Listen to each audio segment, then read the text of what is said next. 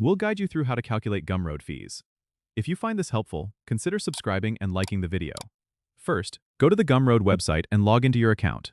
Once you're in, head over to the dashboard where you can see all your products and sales data. To calculate the fees, you need to know that Gumroad charges a base fee of 10% on your sales, plus an additional transaction fee depending on the payment method. For example, if a customer pays with a credit card, there's usually a 2.9% plus 30 cents charge. So let's say you sell a product for $100.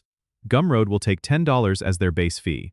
Then, if the payment was made via credit card, an extra $2.90 plus 30 cents will be deducted, totaling $3.20 for the transaction fee.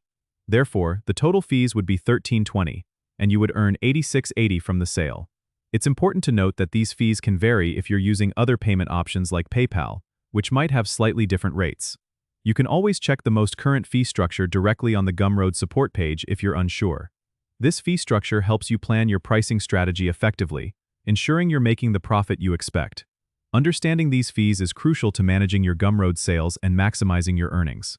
Don't forget to subscribe and comment if this helped you out.